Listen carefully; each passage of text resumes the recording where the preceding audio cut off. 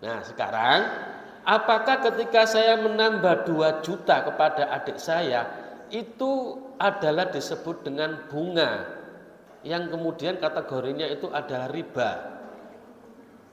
Tidak, ya, karena barangnya sama.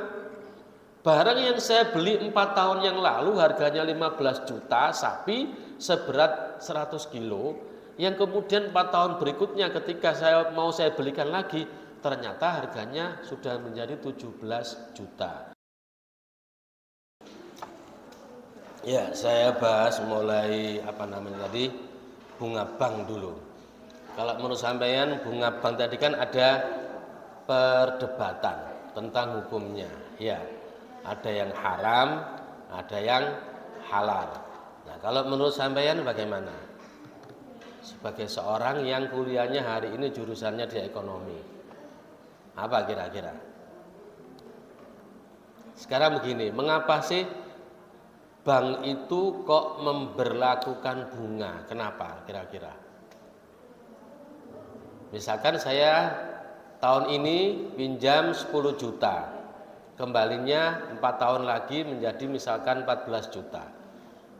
Kenapa kok bunga ada di situ? Mengapa? Kira-kira menurut sampean gimana? Keuntungan. Terus apa lagi kira-kira? Hah?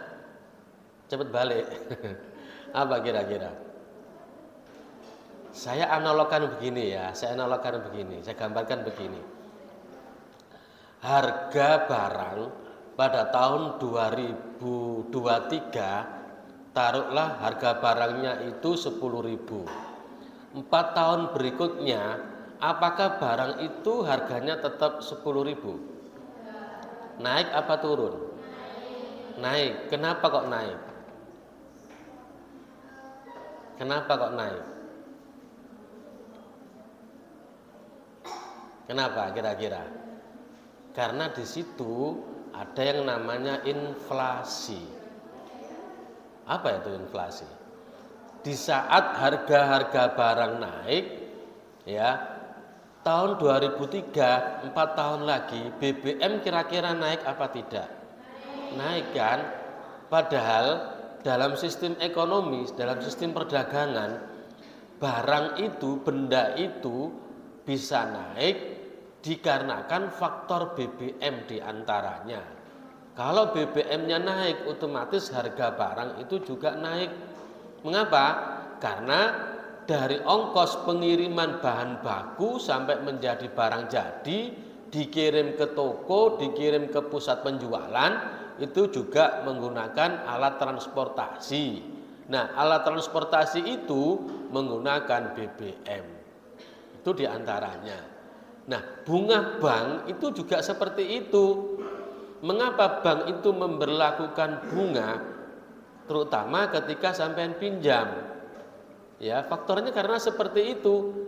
Karena nanti uang 1 juta pada tahun 2023 harganya tidak atau nilainya tidak sama dengan nilai uang 1 juta pada 4 tahun berikutnya. Saya tentukan tadi itu, ya. Misalkan spidol ini tahun 2023 dijual dengan harga 10.000. 4 tahun berikutnya uang 10.000 itu tidak bisa dipakai untuk membeli spidol ini.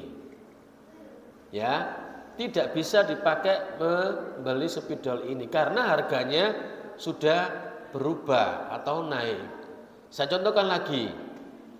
Misalkan saya punya hajat, ya, misalkan menikahkan anak saya butuh catering atau taruhlah saya butuh makanan, saya mau menyembelih sapi misalkan, terus saya mau beli sapi dengan bobot beratnya itu 100 kilo, 1 kintal ya, 1 kintal, misalkan harganya 15 juta, saya pinjam ke adik saya misalkan.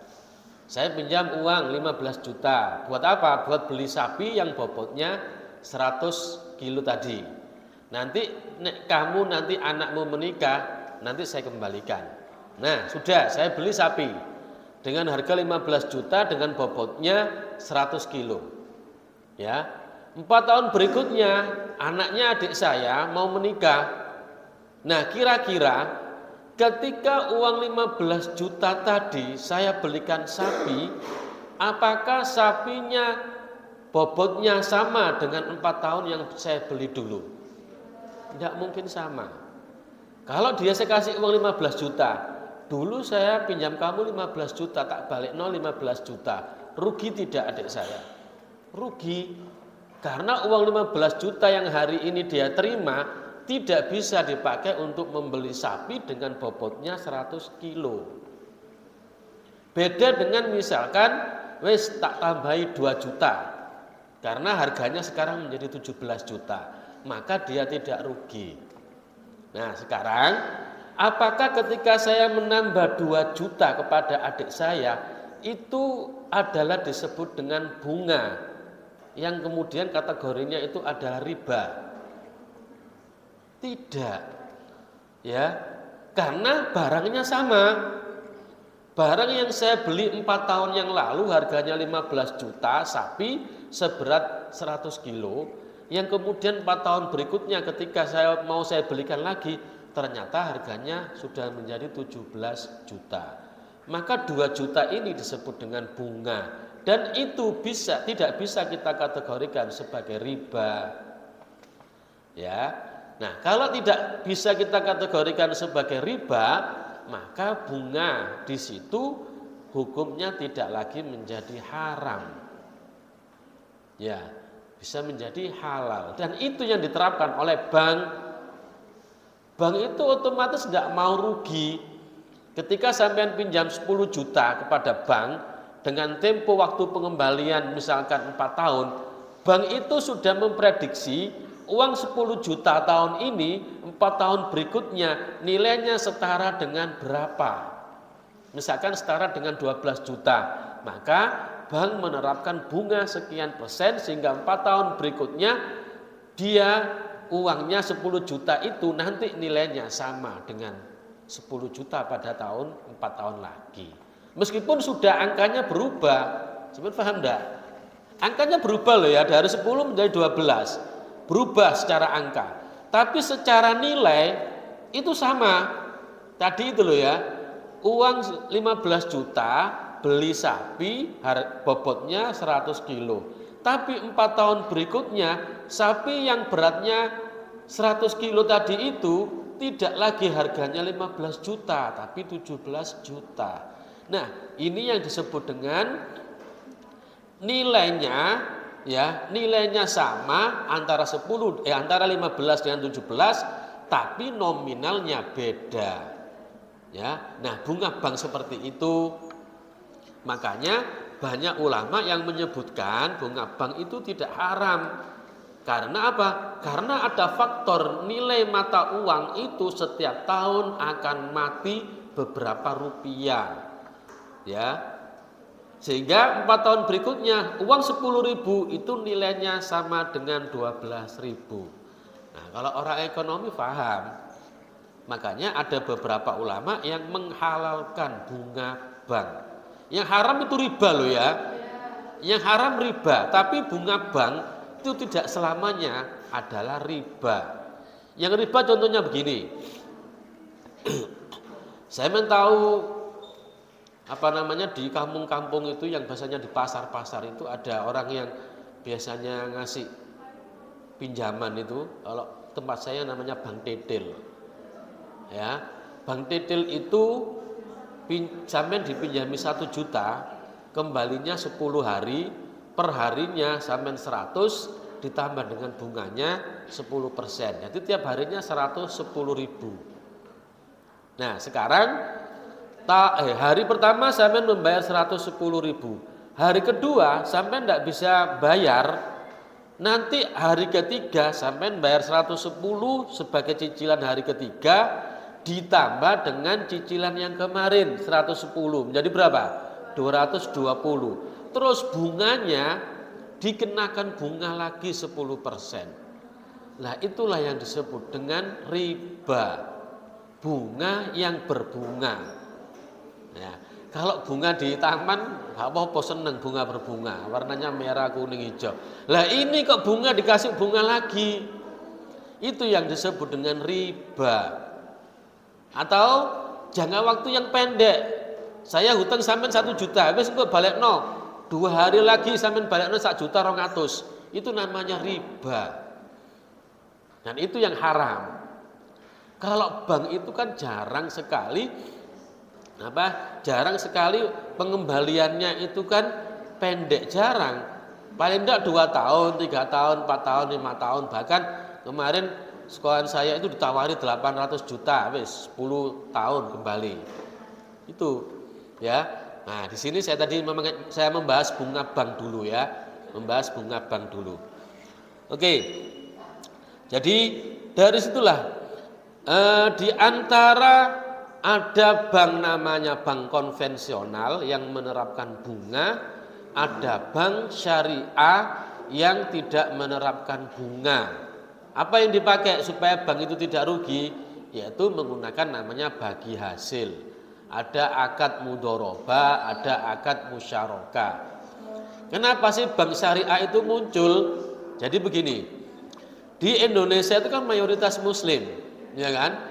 Dulu di pedesaan yang rata-rata orangnya itu petani, nelayan, pedagang, punya kebun, kemudian dia tidak punya modal untuk mengembangkan. Ketika mau panen misalkan, atau ketika mau menanam dia butuh pupuk, tidak punya uang. Lah bagaimana dia mau pinjam bank? Dia tidak berani. Karena pada saat itu banyak ulama yang mengharamkan bunga bank. Akhirnya karena mereka tidak punya modal untuk membeli pupuk, untuk membeli bibit, akhirnya mereka tidak jadi nanam, sehingga mereka menjadi jatuh miskin. Nah, akhirnya disitulah muncul yang namanya bank syariah.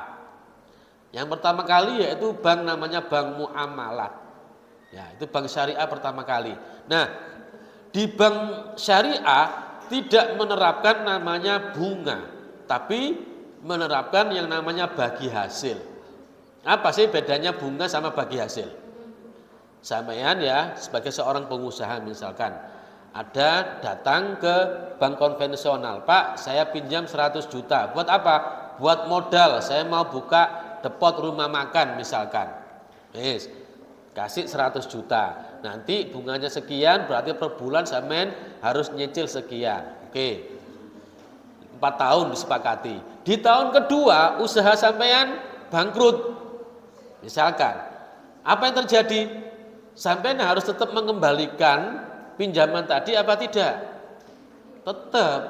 Bank tidak mau dirugikan. Ya. Tuh.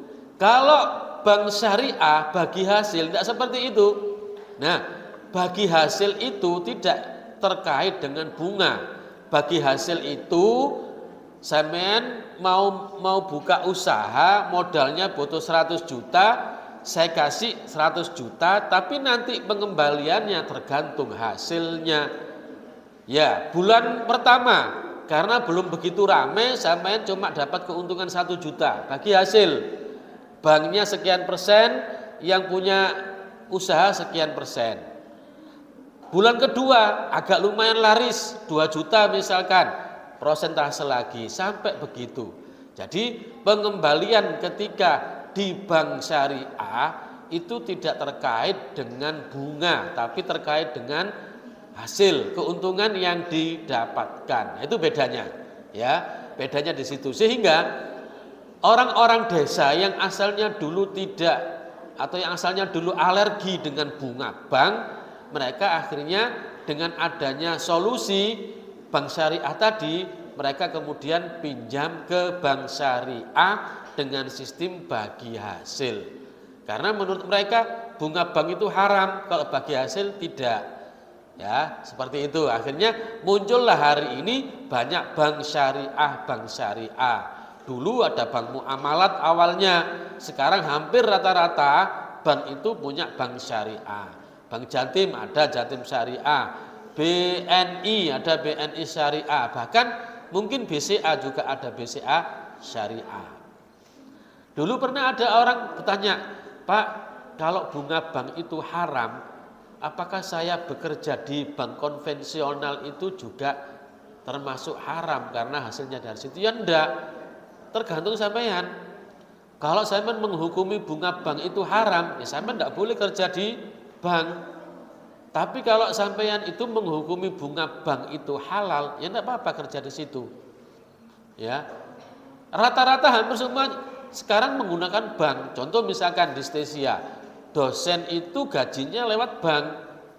Enggak kontan lagi tahun berapa itu? Tahun 2000 berapa ya? 20 kalau nggak salah. Pandemi kemarin loh. Itu gajinya itu sekarang sudah ditransfer ke bank. Jadi tiap bulan ya saya tidak nerima gaji karena gajinya masuk ke rekening. Ya, nah kalau sekarang kita mengharamkan bank, bunga bank tadi, ya tidak bisa. Semua sekarang transaksinya juga pakai bank. Orang haji itu juga transaksinya lewat bank. Makanya sekarang susah untuk tidak melibatkan diri dengan keadaan bank. Nah sekarang kembali kepada sampean, mengharamkan apa halalkan. Nah itu ya, itu termasuk adalah sistem dari ekonomi Islam. Nah ada dua sistem ekonomi lagi, sosialis dan kapitalis. Ini ya perbedaannya. Ekonomi sosialis itu asetnya milik negara. Jadi semua aset perusahaan-perusahaan di negara-negara yang menganut sistem ekonomi sosialis itu asetnya tidak boleh dimiliki oleh perorangan. Pribadi-pribadi tidak boleh, asetnya milik negara. Nih, pemilikan harta oleh negara. Jadi yang milik negara semua, kalau di Indonesia itu namanya BUMN, Badan Usaha Milik Negara. Di negara-negara sosialis tidak ada perusahaan swasta. Ya, semuanya milik negara. Tidak ada hak individu di sana. Terus produksinya bersifat kolektif. Artinya kolektif itu yang menentukan produksi itu adalah negara atau pemerintah. Misalkan di Jawa Timur memproduksi apa? Misalkan sepeda motor. Nanti di Jawa Barat produksinya apa? Misalkan mesin ini. Nah itu nanti yang menentukan pemerintah. Bahkan sampai ke harga itu juga pemerintah yang menentukan. Berapa sih beras itu 1 kilo harganya harus sama. Mulai ujung barat sampai ujung timur harus sama. Tidak boleh ada perbedaan. Di Indonesia itu nggak menganut sistem sosialis, makanya beda. Di toko A beras itu 1 kilo misalkan 15.000, di toko B bisa 16.000, nggak sama. Ya, tergantung dia itu kulaknya di mana. Itu namanya bukan sosialis sistemnya. Negara hari ini yang menganut sistem sosialis itu mana sih? Hampir rata-rata ekonomi sosialis itu sudah bangkrut. Sehingga jarang sekali negara menganut sistem sosialis.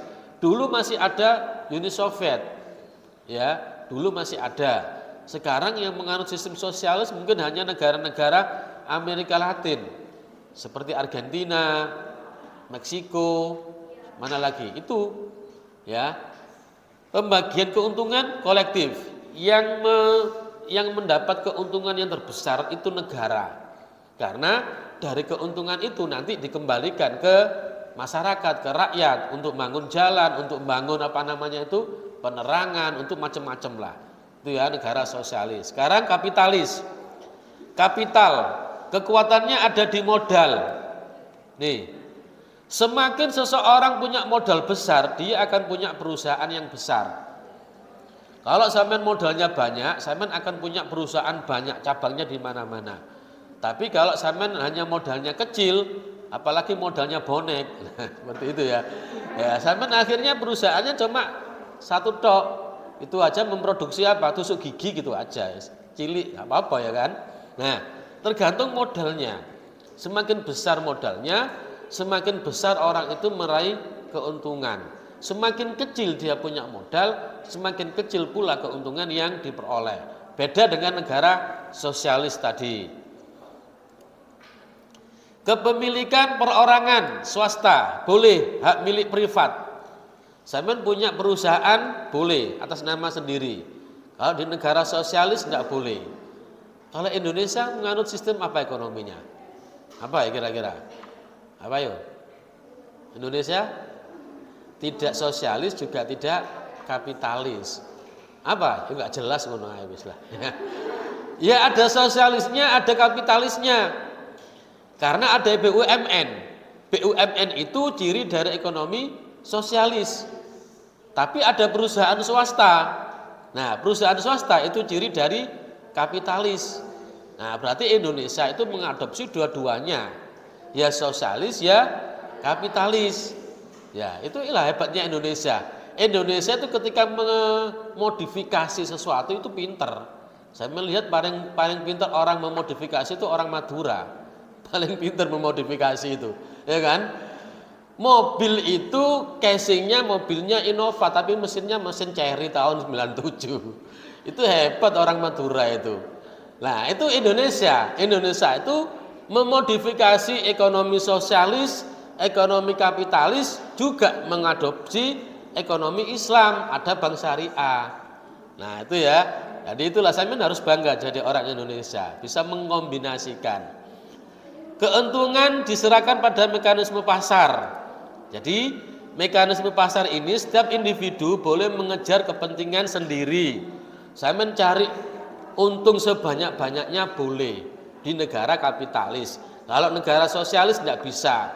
Ditentukan harga beras di Surabaya dan di Papua itu sama. Yang menentukan pemerintah. Kalau kita enggak, yang menentukan di kapitalis ya sudah mekanisme pasar. Kalau di Surabaya bahan bakunya mudah didapat, maka benda itu harganya murah. Tapi kalau di Papua bahan bakunya sulit untuk didapat karena transportasinya susah, maka benda itu menjadi mahal, keuntungannya besar. Itu namanya kapitalis.